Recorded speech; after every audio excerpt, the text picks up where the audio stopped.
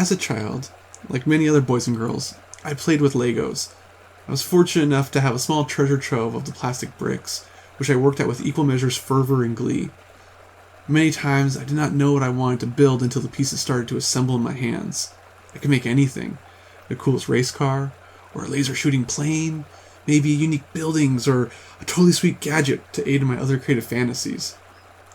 A proud producer of snappable sculptures, I display my many creations for my family, and really for the whole world, to marvel atop our bookshelf. And as I grew more adept in my skills, I conceived of great plans to bring forth wonders of which the world had never seen. And with such plans came difficult decisions for a kindergartner. Starting from a core, a base, or a really sweet Lego piece I just got, I'd build up my masterpiece, and inevitably, I'd come across the need for that one block. You know the one. No, not that one. Right, that one. And the mental inventory clearly stated that in order to continue, I needed that one block.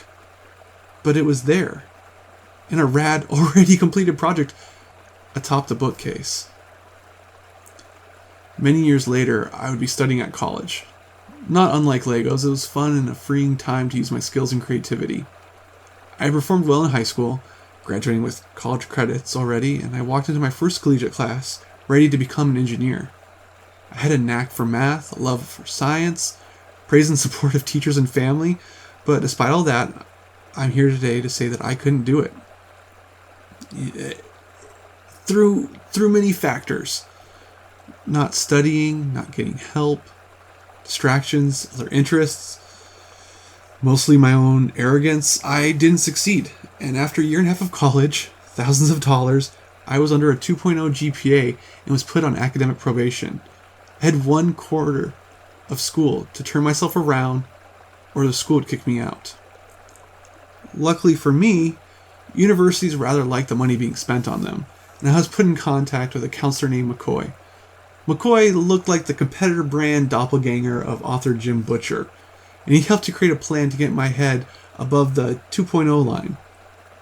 I think the strategy was probably called something like See What Sticks, and it involved me taking wildly different intro-level classes, not only to boost my GPA, but to also get me excited about a subject I had previously not considered.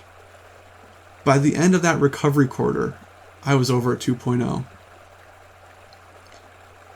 As a kid, there's a little hurt when you have to pull apart one of your awesome boats just to build the coolest spaceship. Not having an endless supply of fins to deck out both creations puts you in Jimmy's first crisis moment. And in that moment, you play with the desire to keep something as it is, or creating something entirely new. Oftentimes, taking that one piece requires completely dismantling your old project. On the other hand, do you really know that what you're building is going to be greater? Back in college, recovery quarter left me with a newfound interest in economics. It was the perfect stepping stone for me.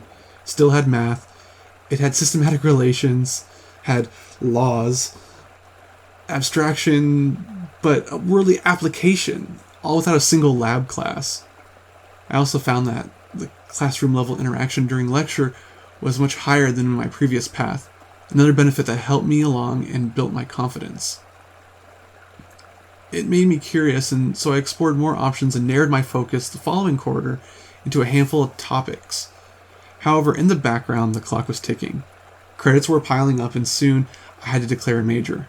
In total, I had 6 months between letting go of engineering and picking up a major, and after that second quarter, I had to choose. I chose to become a political scientist.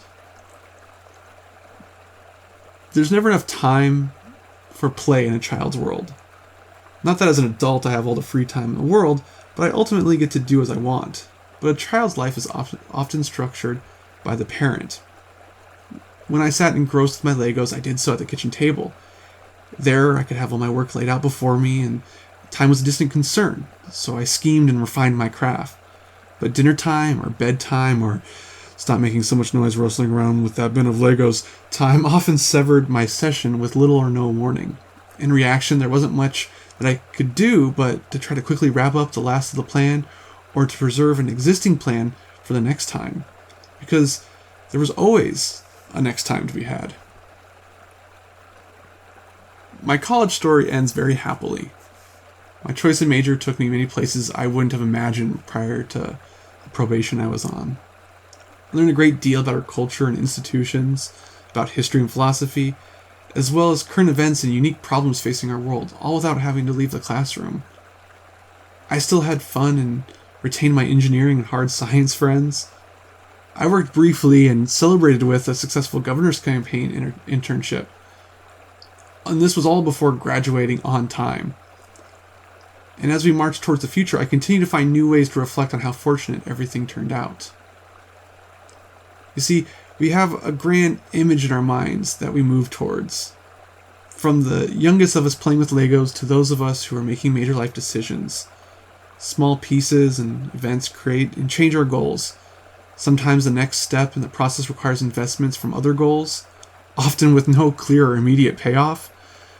But if we are persistent, we can realize returns previously thought unimaginable. You can achieve your grand image because you're not just building with what the blocks and the choices that are before you, but also the experiences that all of the blocks and all of the choices have imparted to you before. One New Year's Eve, my family hosted a party, and one of my friend's mothers saw my Lego construction on the bookcase. Picking it up very carefully, she commented on the uniqueness and the skill it must have taken to make it. She showed her husband and others, and I remember beaming with pride of what I had done. While I knew what I had done was a good job, recognition doesn't feel so bad either. And it wasn't until now that I realized that she didn't just see my finished project, but instead the culmination of all the other creations I had built and torn down that had got me there. That thought makes me beam today because I realize I'm still building. Take it easy.